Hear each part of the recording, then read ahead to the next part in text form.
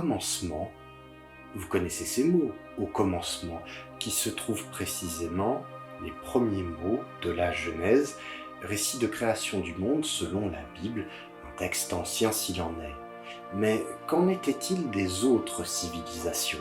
Je veux dire par là, comment est-ce que les autres peuples disaient, dans leur langue et avec leurs mots, le commencement de leur monde?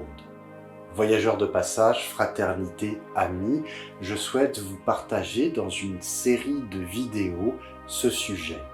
Aujourd'hui, nous voyageons en Grèce ancienne et je vous conseille de vous accrocher car nous risquons d'aller de retournement en retournement.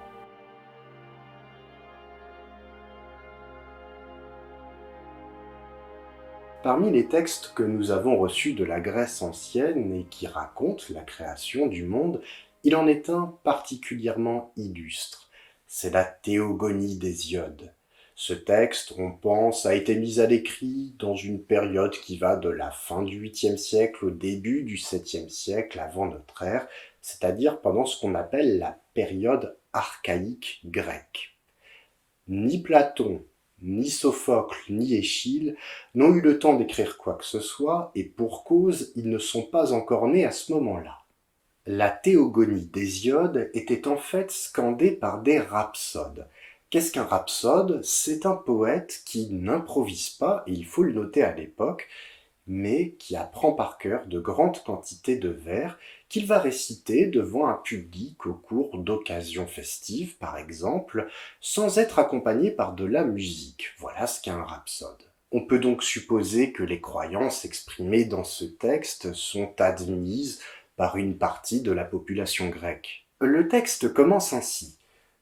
En tout premier fut chaos. Et oui, le mot chaos français vient directement du grec. Alors, qu'est-ce que c'est le chaos finalement? Eh bien, le chaos, c'est un mélange d'éléments pêle-mêle à un degré si anarchique qu'on n'arrive plus à les différencier, ou dit autrement, on n'arrive plus à les identifier. Est-ce que chez les Grecs, le mot chaos a le même sens? En grec ancien, le mot chaos est employé à propos de la plaie ouverte, à propos de la gueule d'un animal ou encore de la terre qui s'ouvre pour avaler l'esprit des hommes.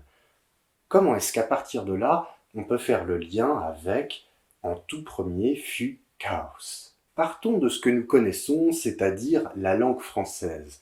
Vous connaissez l'expression « boire un verre ». Pourtant, ça n'est pas le matériau que vous buvez, mais bien le contenu du verre, de l'eau, puisque tout le monde est raisonnable ici, bien évidemment.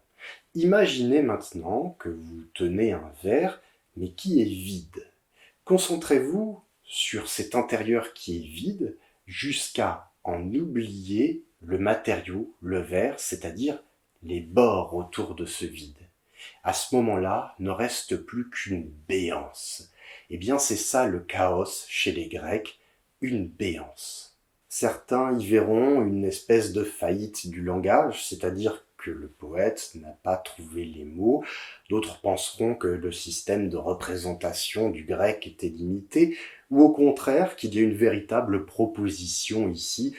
En fait, on peut difficilement considérer que les Grecs de l'époque étaient passionnés de métaphysique ou étaient mus par la pure curiosité des origines.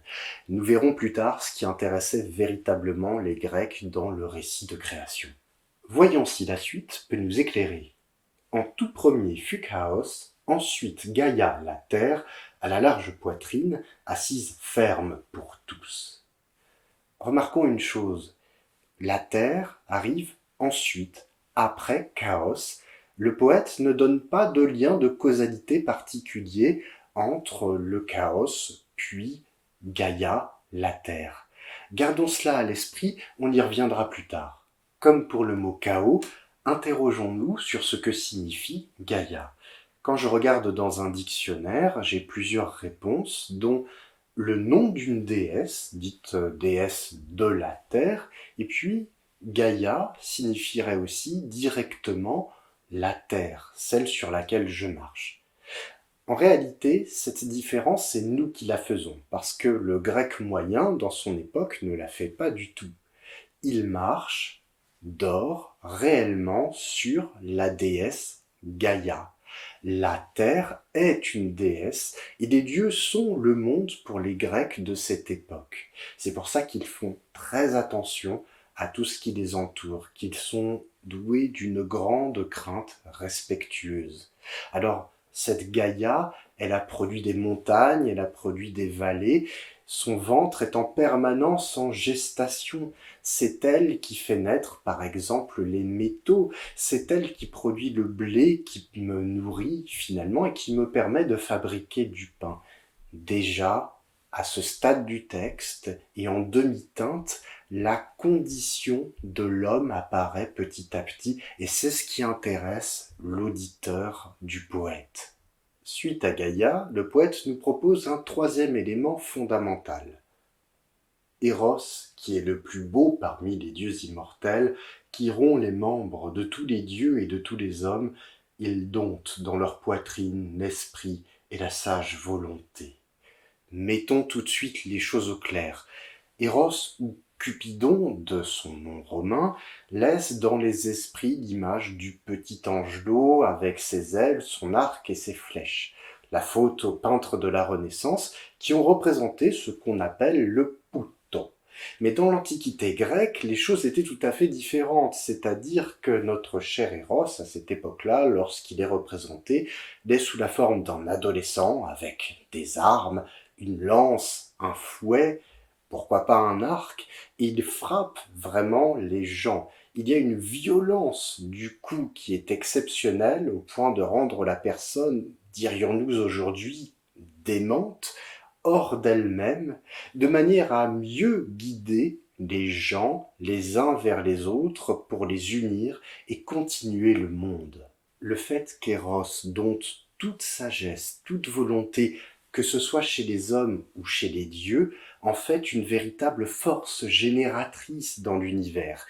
C'est-à-dire qu'il va associer des dieux entre eux, c'est-à-dire les parties du monde, de manière à produire de nouvelles générations, c'est-à-dire de nouveaux éléments qui vont trouver leur place dans le monde. Notons que le médecin galien, des siècles après, dira qu'il existe deux maladies sacrées, l'épilepsie, mais aussi la maladie d'amour. Notons une dernière chose, Eros, comme Gaïa, vient simplement ensuite. Il n'y a pas vraiment de relation de causalité entre la présence de Chaos, de Gaïa, puis d'Eros. Bon, il faut bien que Gaïa existe pour qu'il y ait une assise sur la Terre, il faut bien qu'Eros existe pour que les générations existent, mais entre eux directement, on ne voit pas vraiment de lien. Les choses sont dites dans un ordre chronologique peut-être, extrêmement neutre, tout du moins, si l'on doit être sûr, les choses sont dites simplement dans l'ordre des vers. Cela va changer puisque la première génération nous sera enfin racontée, première génération de la théogonie, car le mot théogonie vient de théos, Dieu, et de gonie que vous retrouvez dans le mot genèse ou encore génération, par exemple.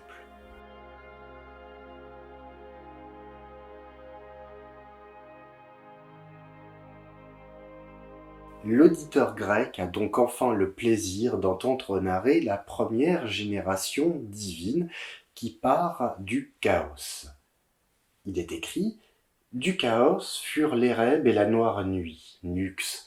Quant à la nuit, d'elle furent issus l'éther et le jour, Héméra. » C'est bien une généalogie que nous avons entendue, mais avec un seul parent. Il semble qu'il n'y ait pas eu besoin d'Eros pour que Chaos ait des enfants. Enfin, des enfants, façon de parler finalement, puisqu'on ne retrouve pas du tout le vocabulaire de l'enfantement. Alors, qui sont les descendants d'Eros? Eh bien, nous avons tout d'abord Éreb, qui est tout en bas. Éreb, c'est comme une nuit dans la nuit. C'est là d'où jamais on ne revoit le jour. C'est quelque part le monde souterrain de la mort. Au-dessus d'Eros, c'est Nux, la nuit. Le dessein des dieux se déplace dans la nuit, et il nous est complètement inconnu. Et puis vient ensuite le jour qui nous est donné par le ciel éclairé, et qui nous est bien plus clément que ce qu'on trouvera dans les profondeurs. Pour la petite histoire, jour en grec se dit héméra, que vous retrouvez dans le mot français éphéméride, ce qui ne dure, pardon, éphémère, excusez-moi, ce qui ne dure qu'une journée. Et puis, vous avez enfin et tout en haut l'éther qui est d'une luminosité absolue et où se trouvent les dieux, le panthéon des dieux que nous découvrirons plus tard avec Zeus à sa tête, mais qui n'est pas encore né. Laissons là cette généalogie et retenons une chose, c'est que le jour est né de la nuit. J'y reviendrai plus tard. Nous pouvons passer alors à la descendance de Gaïa, la Terre, et celle-ci, tout comme Chaos, va donner des divinités seules. J'irai plus brièvement pour ne pas vous alourdir du texte à propos de la descendance de Gaïa. Proton, d'abord, puisqu'effectivement Gaïa est le point de départ de ces générations. D'abord, elle génère Ouranos, le ciel, et Ouranos la couvre de part en part. Le ciel est pour les dieux ce que la terre est pour les hommes, une assise sûre. Et puis, Gaïa va générer encore Pontos, la mer, et d'autres divinités maritimes comme Océanos. Pontos, vous le retrouvez dans l'expression ponteuxin, et Océanos, eh bien, ça a donné le mot océan, tout simplement. Océanos, plus tard, aura des océanides, ces filles qui sont aussi nombreuses qu'il y a de vaguelettes dans l'océan. Gaïa ne s'arrête pas là, bien évidemment. Chacun de ces replis, chaque montagne, chaque ravin, elle les a générés, ils sont comme ses enfants. Et les arbres aussi, que les nymphes habitent, ces nymphes sont aussi multiples et gracieuses que les environnements sont variés et féconds. Notons bien une chose, c'est que les générations issues de Gaïa ne tombent pas dans l'oreille de sourds quand il s'agit du public grec. On avait déjà parlé de l'Érèbe, et là on parle d'Ouranos, le ciel, et de divinités maritimes. Ce sont les trois régions du monde sur lesquelles régneront plus tard le triptyque de Zeus qui règne sur le ciel, d'Hadès qui règne sur les profondeurs, et bien sûr de Poséidon qui règne sur les mers. Gaïa fera ensuite d'autres enfants, et j'ai bien dit d'autres enfants puisque ceux-ci vont avoir un père en la personne, ou plutôt en la divinité d'Ouranos, si je puis me permettre. Ces enfants, quels seront-ils? Ils vont être terribles en premier, ce seront les Cyclopes. Alors les gens qui jouent à Dragon Quest les connaissent sans le savoir, les Cyclopes ce sont Brontès, Stéropès et Argès. Littéralement, le tonnerre, l'éclair et l'éclatant.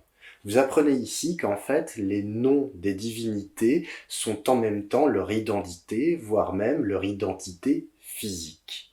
Brontès, Stéropès et Argès forgeront le foudre de Zeus bien plus tard. Et oui, on dit le foudre pour Zeus.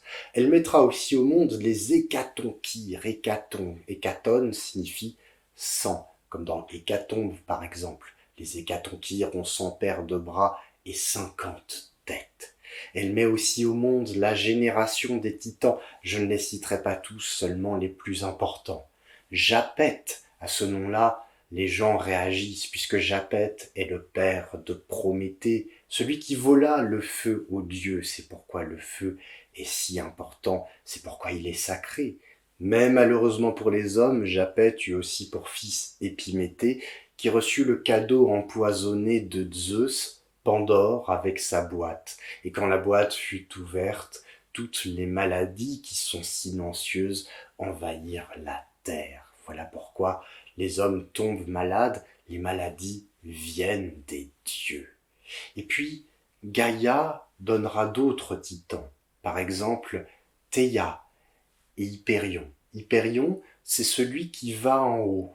Eh bien, Hypérion et Théia auront 3 enfants, le soleil, la lune et l'aurore, tout simplement. Comme je l'ai déjà dit, vous voyez que les Grecs n'ont pas ce penchant métaphysique pour les origines que nous avons. Ce qui intéresse le public grec, c'est vraiment sa vie quotidienne.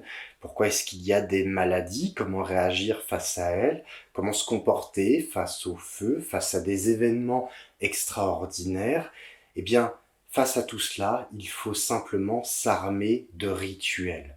À cette époque-là, où les dieux sont le monde, on ne va pas vers une association spirituelle avec la divinité. Il n'y a pas d'élévation et d'union à ce titre-là. Au contraire, l'homme prend de la distance par rapport à tout ce qui l'entoure et s'arme de rituels pour se protéger, pour empêcher les catastrophes, ou au contraire pour se concilier la divinité de manière à obtenir quelque chose. Si je dois réparer le toit de ma maison, si je dois couper des arbres pour agrandir mon champ, je dois être très attentif à cette époque-là. Il est maintenant 3 enfants dont nous retiendrons les noms parce que nous en reparlerons. Ces 3 enfants sont pour commencer Thémis, la justice. Le deuxième enfant de Gaïa, c'est Mnémosyne, la mémoire. Et puis le troisième enfant, le petit dernier des titans, c'est Cronos. Cronos Ankylométis, ce qui signifie littéralement à la prudence courbe. Cela signifie que Cronos est le plus rusé de tous les titans. Il y a à présent suffisamment de divinité pour que le monde devienne une scène où les dieux sont les acteurs.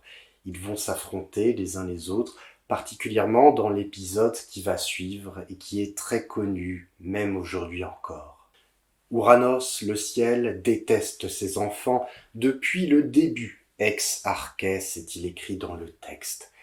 Il va couvrir Gaïa pour les empêcher de sortir des plis de la terre et de monter à la lumière. Face à une telle situation, Gaïa fomente un plan, mais elle a besoin d'un bras pour le réaliser. Alors, elle va faire une véritable harangue à ses enfants, et tous tremblent, tous, sauf le petit Cronos qui dit oui.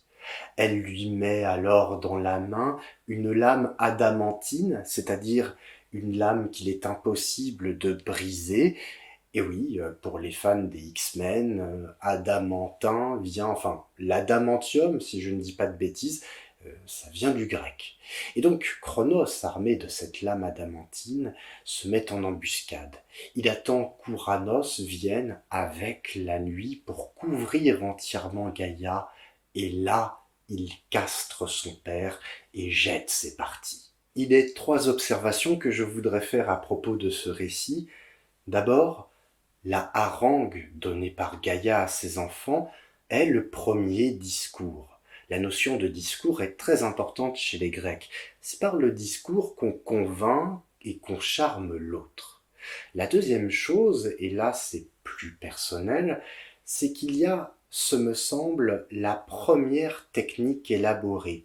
Gaïa a dû produire cette lame, elle n'a pas fait que produire le métal seul. Et puis la troisième chose qui saute aux yeux, évidemment, c'est qu'on a eu le premier crime. À ce sujet, Cronos a déjà commencé à se défendre. Il prétend que le premier des deux à avoir détesté l'autre, c'était bien Ouranos et pas lui-même Cronos. C'est une défense qui lui va bien de dire que le premier des deux c'est l'autre, puisque Cronos est le dieu du temps. Vous retrouvez Cronos dans les mots chronomètre ou encore chronophage par exemple. Là encore, on a l'apparition d'un élément en quelque sorte constitutif de l'univers des Grecs. Vous vous rappelez, s'il n'y avait pas Gaïa, les hommes n'auraient pas d'assises ou marché. Avant Gaïa n'était que l'abéance, le chaos. Et bien là, c'est un petit peu la même chose. Il y a Chronos, le temps, qui permet le déroulé des événements si l'on veut. Et avant Chronos, il y avait Gaïa, les cyclopes et... Quoi? Si Chronos signifie bien le temps, ça veut dire que le temps commence maintenant, quand il sort de dans Gaïa. Non, c'est pas possible, il y a quelque chose de pas normal là. En fait, on se retrouve dans la même situation que pour chaos. Vous savez, le sens du mot chaos en français n'était pas le même qu'en grec ancien. Eh bien pour Chronos, c'est la même chose. La notion de temps, telle que nous la concevons nous, c'est-à-dire cette variable t dans les équations physiques, isolée, abstraite, les Grecs ne l'ont pas. La flèche du temps Ils ne pensent pas grâce à elle comme nous le faisons. Alors, qu'est-ce que Chronos pour les Grecs? Lorsqu'on s'intéresse à la littérature philosophique des Grecs anciens, on se rend compte qu'ils n'abordent pas la question de ce que nous appelons le temps de la même manière. Eux, ce qui les intéresse, c'est le mouvement d'un objet avec un avant et un après relatif.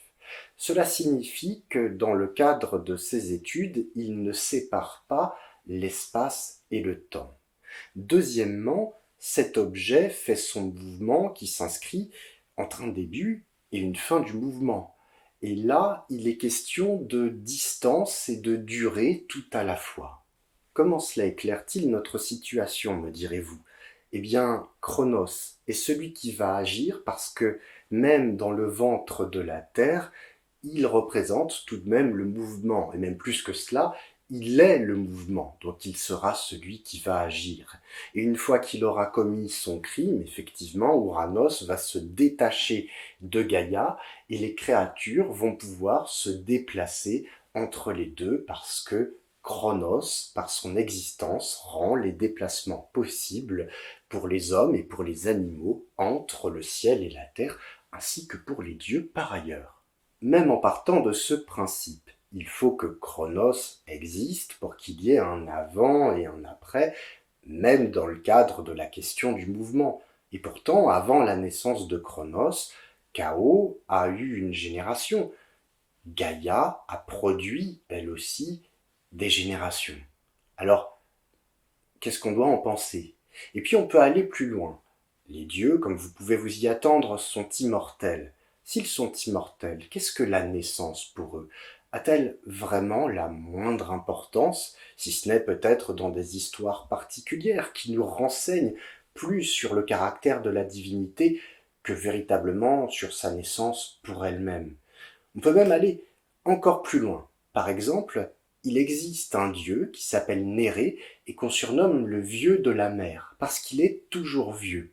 Eh bien, ce dieu, s'il est toujours vieux, c'est parce qu'il incarne la sagesse. À l'opposé, une déesse qui s'appelle Hébé représente plutôt la jeunesse. Elle est toujours jeune, bien évidemment. Vous voyez qu'à partir de ce moment-là, la notion même de commencement commence à s'effriter, si je puis me permettre, dans notre recherche. Alors on pourrait se demander où cela nous mène. Est-ce qu'on ne doit pas reposer la question d'une autre manière? Qu'est-ce qu'un commencement? Comment voir la situation? Et puis, après tout, le poète, comment est-ce qu'il sait tout ça? Je voudrais vous proposer un bref intermède pour éclairer votre lanterne. Revenons un petit peu en arrière, si cela veut encore dire quelque chose pour vous. En tout cas, pour moi, oui, puisqu'effectivement, j'ai menti. J'ai menti par omission. En fait, le texte ne commence pas par «En tout premier fut Chaos». Il y a quelques vers avant ce vers-là que je vais vous lire. Dites-moi ces choses, muses, qui tiennent la maison olympienne depuis le début, et dites ce qui fut d'abord parmi elles.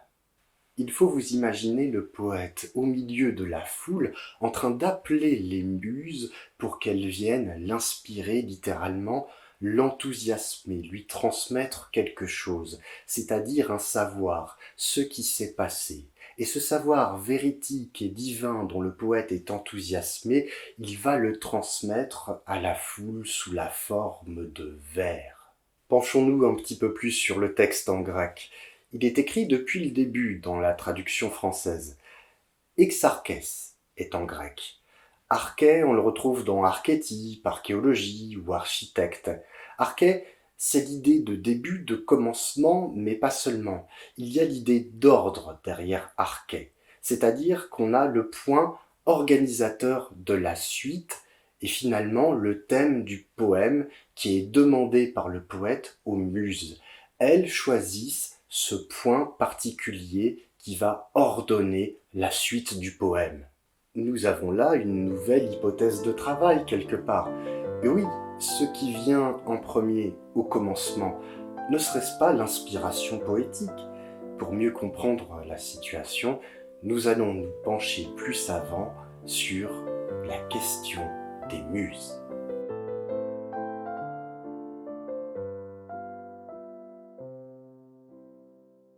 Je vous ai dit que le texte commençait quelques vers avant la phrase « En tout premier fut le chaos ». Cette fois-ci, j'ai vraiment rusé. Il y a beaucoup plus que quelques vers avant cette phrase. Il y en a 115, ce qui, même pour l'époque, fait beaucoup. L'ensemble de ces 115 vers constitue ce qu'on appelle le proème, c'est-à-dire l'introduction au poème, tout simplement. Et voilà ce qui est écrit dans le tout premier vers du poème « Je vous assure qu'il n'y en a pas avant ». Depuis les muses de l'Hélicone, commençons à chanter. Voilà ce que dit le poète à ce moment-là. Qu'est-ce que cela signifie exactement? Eh bien, cela signifie que les muses, comme nous l'avons vu, vont devenir la source d'inspiration du poète. Ça, c'est une chose, c'est-à-dire qu'elles vont poser le thème du poème, oui, mais il y a plus. Les muses vont véritablement devenir le thème du poème. Ces muses qui inspirent le poète à chanter, que chantera-t-il donc d'elles? Leur corps.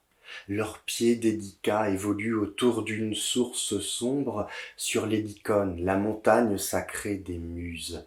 Elles dansent aussi autour de l'autel de Zeus, en cercle, et puis elles baignent leur tendre peau. Enfin, elles forment un chœur qui danse et qui chante. Tout est agréable en elles, c'est pour cela qu'elles sont appréciées, elles font oublier les soucis. Le plus important dans tout cela, c'est que les muses évoluent enveloppées dans la nuit, seul leur chant va nous apparaître. Nous arrivons au point où les muses vont donner le programme de ce qu'elles vont chanter, ce qu'Hésiode nous dit par sa bouche enthousiasmée. Vous suivez toujours. Ce programme, je vais en dire une partie, le plus important. D'abord, elles vont chanter Zeus et son épouse Héra qui a des sandales d'or. Elles vont aussi parler d'Athéna qui a les yeux éclatants et Aphrodite qui sait jeter de rapides coups d'œil. Aussi parleront-elles d'Hébé qui, elle, a une couronne d'or. Et puis du soleil, de la lune, de l'aurore, de la mer, de la terre et enfin de la nuit. Que penser de ce programme? Notons que Zeus arrive en premier et que la nuit, elle, est dernière, la nuit où évoluent les muses. Zeus décide de qui sera illustre et de qui ne le sera pas, qui sera chanté par les poètes et qui ne le sera pas.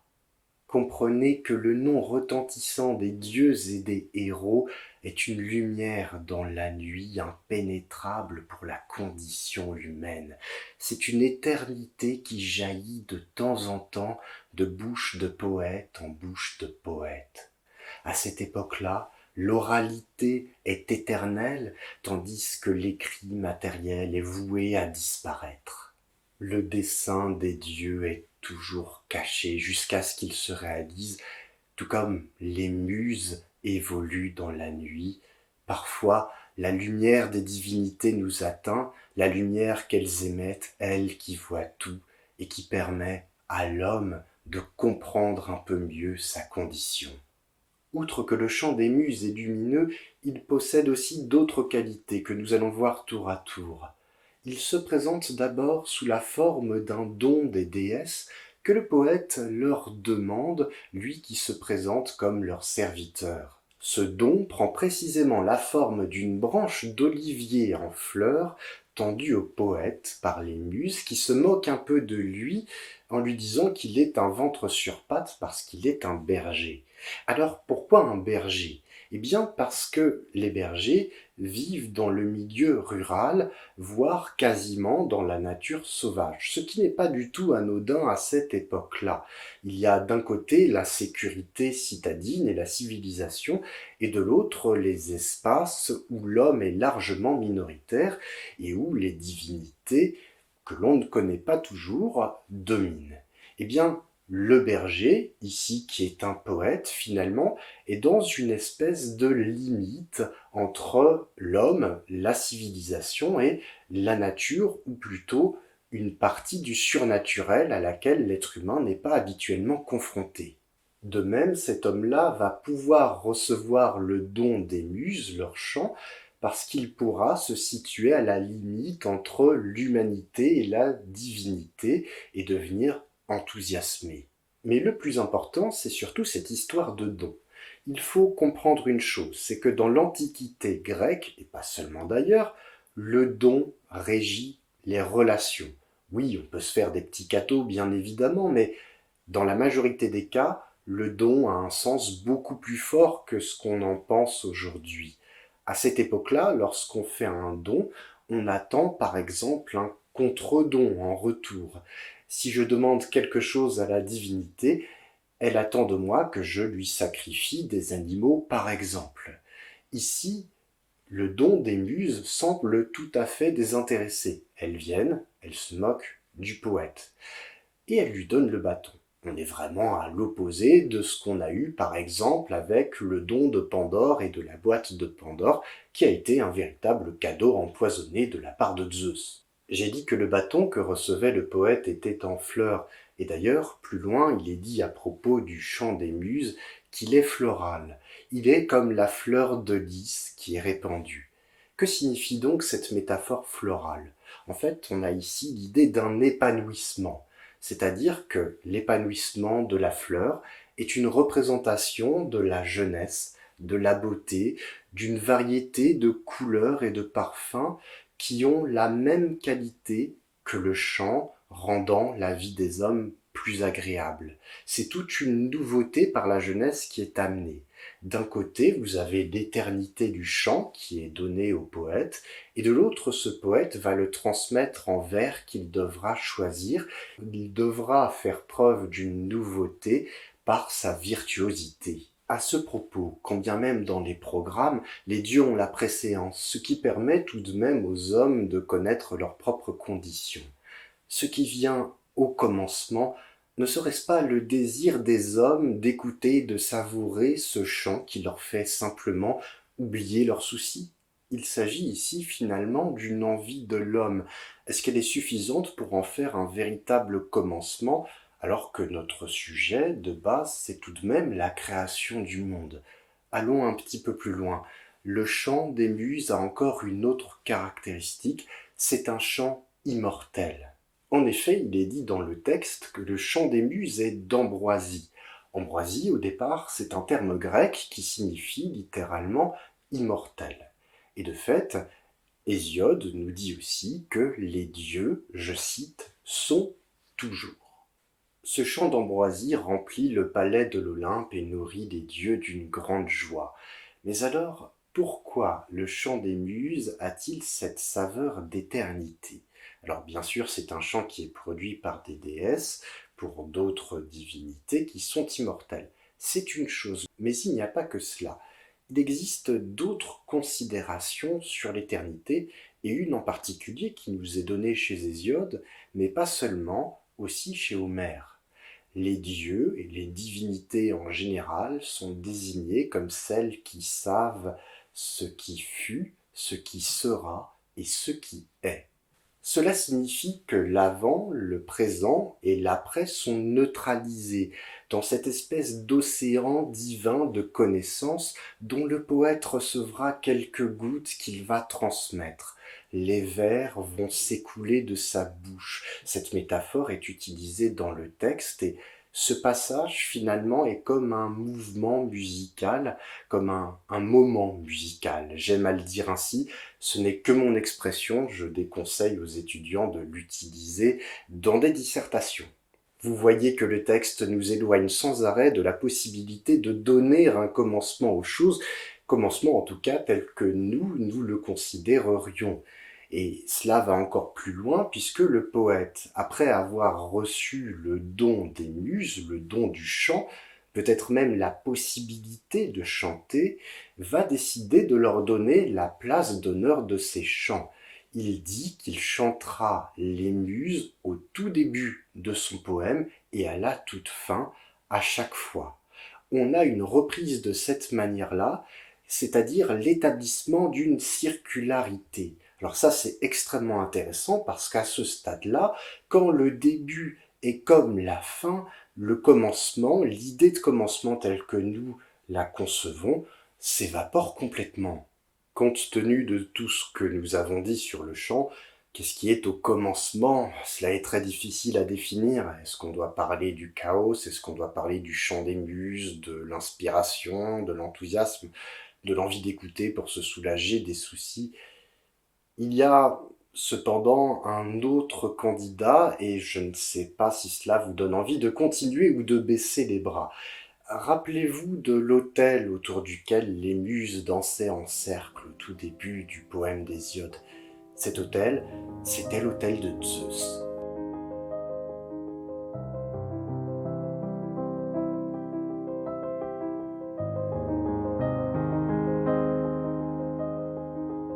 Revenons donc à notre récit de création, là où nous l'avions laissé. Cronos vient de couper et jeter les bourses de son père, qui maudit ses enfants. Il les appelle titans. Titans parce qu'en grec, titantes signifie tendre. La génération des titans est celle qui a tendu le bras vers les cieux et qui sera punie en conséquence. Et justement, les bourses jetées vont tomber sur la terre, sur Gaïa, et de là vont naître des créatures ailées et infernales qu'on appelle les Érinies. Les Érinies sortent de la bouche des enfers pour pourchasser les criminels. Elles représentent la culpabilité de ceux qui ont transgressé les lois. Que peut donc faire Cronos pour s'en sortir et ne pas être renversé? Il va aller au plus simple. Dès que son épouse Rhéia met un enfant au monde, il l'avale goulûment. Il avale Déméter, qui est une espèce de mère nature des Grecs, c'est-à-dire la déesse de la fertilité. Il avale Hestia, la flamme qu'on trouve dans les temples et dans les foyers. Il avale aussi Héra, la future épouse de Zeus, qui protège les mères de famille. Il s'occupe de Poséidon, qui est le futur dieu de la mer, et d'Hadès, qui est le dieu des enfers. Seul Zeus échappe à son triste sort. Pour quelle raison? Rhéia est allée voir sa mère pour lui demander de résoudre la situation, et Gaïa va une nouvelle fois fomenter une ruse. Elle va donner à Cronos une pierre enveloppée dans des langes qu'il va avaler goulûment. Cronos ne mâchait pas. En revanche, Zeus, lui, sera sauvé et caché dans une grotte, qui est donc un repli de la terre, dans l'île de Crète. Plus tard, Zeus contraindra son père Cronos à relâcher ses enfants. Et voilà ce qui est intéressant dans la situation. La pierre qui a été avalée en dernier ressort en premier. Nous sommes véritablement à un tournant d'un règne à l'autre, du règne des titans au règne de la génération des dieux dont Zeus sera le roi. Et effectivement, il y aura une guerre entre les titans et les dieux.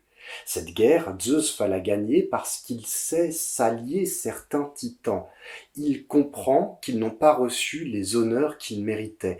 Et il va répartir, notion très importante, les honneurs qui leur incombent véritablement. Même Styx, une océanide fille d'océan, va venir s'associer à lui. Les hommes doivent jurer sur le Styx.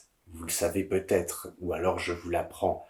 Et Zeus, à partir de ce moment-là, préside donc, puisqu'il est allié de Styx, il préside au serment, il surveille le serment. On doit toujours jurer sous le ciel éclairé. Et si jamais vous êtes parjure, eh bien vous serez puni par la divinité.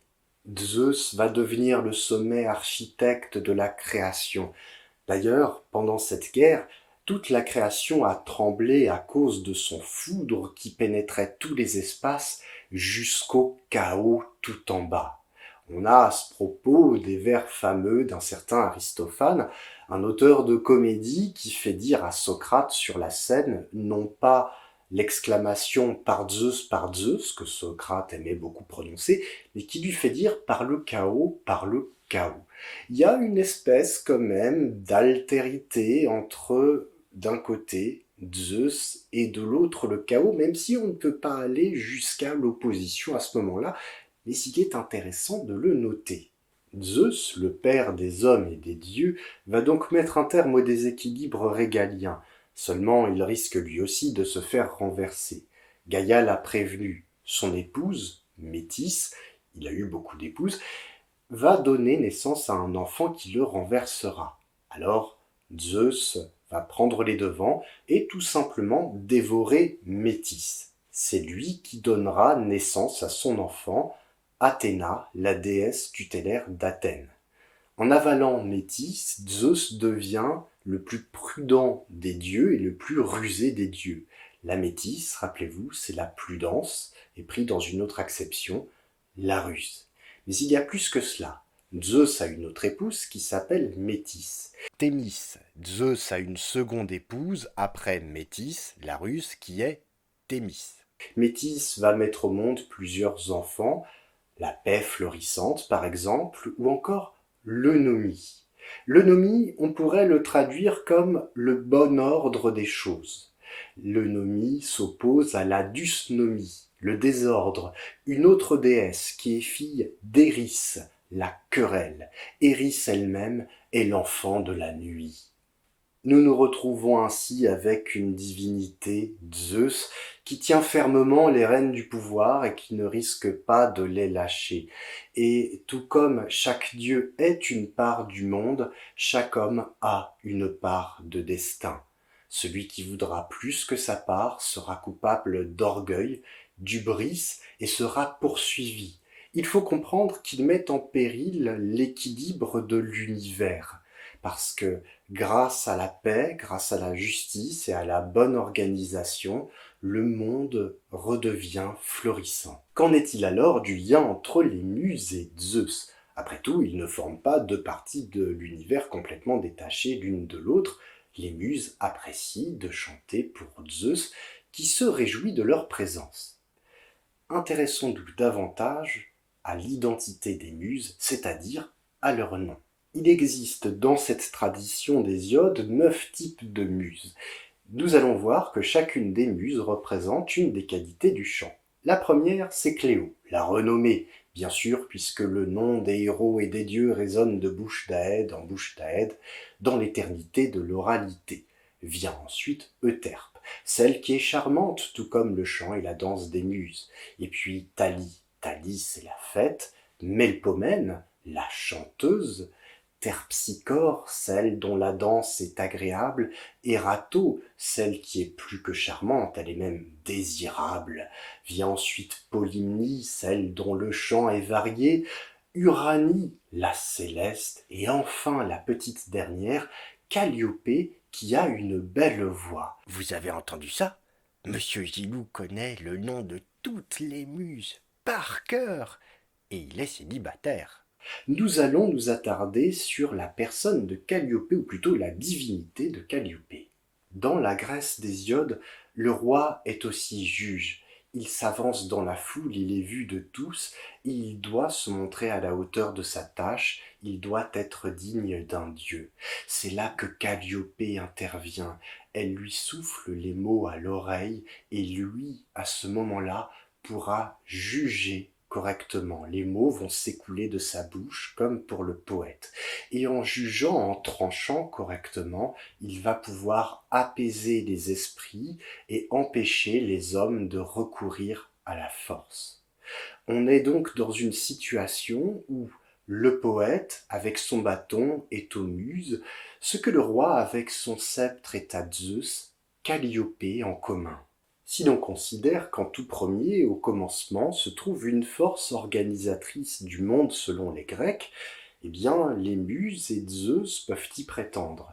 Chacun a finalement sa propre métrique. Les muses ont la métrique du vers et du pied, harmonieux, et de son côté, Zeus a la métrique de la justice et de la paix. Dit autrement, Zeus veille à la bonne répartition des choses dans le monde, tandis que Muse représente toute la joie qui est liée à cette harmonie. Alors, n'y aurait-il pas un moyen de faire se joindre les deux? Effectivement, il y en a un, c'est la généalogie des Muses. Cette généalogie, où se trouve-t-elle? On pourrait se dire qu'elle arrive après la mise en place de Zeus sur le trône dans le récit de création, après le chaos. Eh bien, il n'en est rien. La généalogie des Muses chez Hésiode a une place particulière, elle est dans le proème, dans l'introduction, avant même qu'il soit question du chaos. La naissance des muses est assez simple. Zeus va se mêler à la couche de leur mère 9 nuits durant. Qui est leur mère? C'est Mnémosyne. Mnémosyne, c'est la mémoire. Et là, vous me voyez venir, mais qu'est-ce que la mémoire exactement? Il existe de nombreux mots en langue française qui ont la même racine que mnémosyne. Je n'en citerai qu'un seul, monument. Le mot monument vient du latin monumentum. Et monumentum désigne en général une tombe. Parce que lorsqu'on voit une tombe, on pense à celui qui autrefois était vivant. En langue grecque aussi, il existe plusieurs mots qui viennent de la même racine. Par exemple, le mot mnestor, Je me suis encore trompé. Ce sont les mnestères, pas les mnestors. qui est utilisé dans l'Odyssée. Vous savez l'histoire d'Ulysse. Ulysse voyage aux quatre coins de la Méditerranée pour rentrer chez lui, et pendant ce temps, sa femme, Pénélope, se fait harceler par des gros lourds que sont les prétendants. Eh bien, les prétendants sont appelés des mnestors dans l'Odyssée, parce qu'ils passent leur temps à penser à Pénélope. Le mnestor, c'est celui qui pense en permanence. Ils ont toujours Pénélope à l'esprit. Finalement, mnémosyne, la racine du mot mnémosyne précisément, a le sens de penser à quelque chose ou faire penser à quelque chose. Et déjà, dans la Grèce d'Hésiode, cela deviendra le réservoir de souvenirs. On peut aussi définir la mémoire par rapport à son opposé, le Léthé. Le Léthé est un autre fleuve des enfers, voisin du Styx, et signifie littéralement l'oubli, le caché. Le Léthé est un autre enfant de la querelle, Eris, elle-même enfant de la nuit, Nyx. Le Léthé a de nombreux frères et sœurs qui sont absolument terribles pour l'humanité. Le mensonge, le désastre, la dysnomie, c'est-à-dire le désordre en quelque sorte, tout ce qui est mauvais pour les hommes. Ce Léthé a un inverse qu'on va appeler alétheia. L'alétheia, c'est littéralement l'absence d'oubli, c'est-à-dire ce qui arrive à la surface, à la lumière, et qui donc est véridique. L'alétheia va finir par s'opposer au mensonge. On aura donc un système avec d'un côté l'émergence du chant des muses, avec la vie, la vérité, la fécondité et l'harmonie, et d'un autre côté la destruction, le mensonge, l'obscurité, le silence, la mort. Maintenant, je voudrais vous faire part d'une idée que j'ai et qui en vérité n'a aucune valeur en termes de rigueur universitaire, mais elle me plaît et j'ai envie de vous la partager. Aristote va écrire des siècles après Hésiode que les dieux se caractérisent par le fait qu'ils pensent tout le temps. Il le dit dans un contexte particulier, mais j'extrais cet élément et je me dis que finalement les dieux, qui savent tout qui fut, tout ce qui sera et tout ce qui est, sont en quelque sorte leur propre mémoire. Le monde est vivant, les dieux sont le monde et le monde est mémoire. Le poète, lui, va demander d'avoir sa petite part de la grande mémoire du monde. J'ai alors envie de mettre mnémosyne, la mémoire, l'éternité des savoirs au commencement des choses dans la théogonie d'Hésiode. Et oui, parce que toutes les divinités en ont besoin. Même dans le cas de figure de Cronos, une telle unanimité n'est pas connue. Hestia, une titanide, demande à Zeus de rester immobile, c'est la déesse du foyer. La mémoire, elle, est partagée par tous, par les divinités qui savent tout ce qui fut, tout ce qui est, tout ce qui sera, et qu'elles soient des divinités ordonnatrices ou destructrices, elles ont besoin de cette mémoire pour pouvoir agir. Je vous le redis, cette théorie sur la mémoire ne vaut vraiment pas grand-chose, et puis elle se heurte à des obstacles importants. Il y en a un qui me vient à l'esprit en particulier, ce sont les sirènes. Les sirènes sont des créatures qui d'ailleurs ressemblent beaucoup aux érini, qui vivent dans des rochers sur les mers et qui par leur chant charment les navigateurs. Les marins se retrouvent alors comme hors d'eux-mêmes, complètement fous, et cherchent absolument à rejoindre les sirènes. Ils foncent sur les récifs, coulent leurs navires et se font déchiqueter par ces créatures qui savent tout ce qui fut, tout ce qui est et tout ce qui sera, comme il est écrit dans l'Odyssée, l'histoire d'Ulysse. Et là, les choses deviennent intéressantes parce que on peut se demander, mais qu'est-ce que les sirènes peuvent bien raconter aux marins, elles qui savent tout et qui pourtant se servent de leur chant pour charmer et détruire? Est-ce qu'elles leur disent vraiment quelque chose? Il est seulement expliqué que leur chant est suraigu. Peut-être qu'elles leur disent tout, qu'elles leur en disent trop et que ça rend l'homme complètement malade. Peut-être qu'au contraire, elles ne leur disent rien. Peut-être qu'elles leur mentent. Tout cela est tout à fait étonnant. Et c'est là le moment où j'ai envie de penser aux muses. Rappelez-vous, les muses nous charment, elles aussi. Les muses font oublier leurs peines et leurs douleurs aux hommes. Elles font oublier les soucis, elles qui sont pourtant les filles de la mémoire. Et espiègles comme elles sont, elles pourraient très bien dire des vérités comme des mensonges. Ça remettrait tout en question. On n'aurait absolument aucun moyen de savoir si ce qu'elles disent est la vérité ou le mensonge. Je veux dire, ce serait complètement le chaos si elles faisaient... Ah bah non,